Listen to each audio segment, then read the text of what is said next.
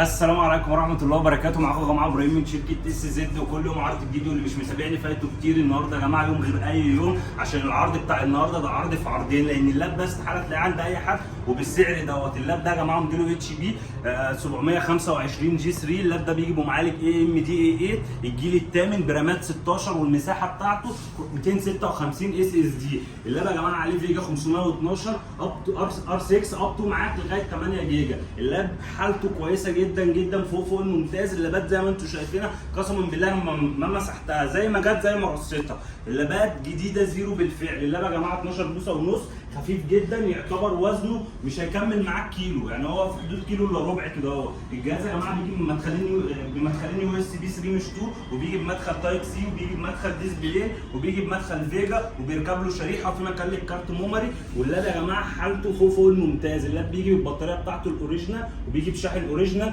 وبيجي بشنطه وماوس وستيكر عربي وكابل باور اوريجينال، وبطلعه لك بالويندوز الاوريجينال. عايزه 10 عايزه 11 زي ما انت عايز، انا عناية ليك. اللاب يا جماعه حابب بس اقول لكم حاجه صغيره كده اهو معانا. بصوا اللاب عشان اكد لكم بس ان انت اول واحد بتستخدم اللاب ده. بصوا اهو بشيل باللزق من عليه يا جماعه، انت اول واحد بتستخدم اللاب ده. اللاب اللي تيجي تلاقي فيه خربوش ما تستلموش، حالات كلها زيرو يا جماعه اهي. كل الحالات اهي زي ما انتم شايفين كلها زيرو يا جماعه، وموجود شحن لجميع المحافظات حتى نفاذ الكميه. اللاب ده يا جماعه من شركه اس زد فقط، واستحاله تلاقيه بالسعر دوت. هيبقى عامل 4200 يا جماعه، رامات 16 وورد 256 اس اس دي من الجيل الثامن، وعليه كارت شاشه. واللاب زي ما انتم شايفين خفيف جدا وحاجه تحفه زي ما انتم شايفين. بصوا كده ده الظهر بتاعه، بصوا المسامير بتاعته عامله ازاي والظهر بتاعه عامل ازاي. هستناكم تكلمونا وانا عناية لكم في اي حاجه. معاكم ابراهيم من شركه اس زد.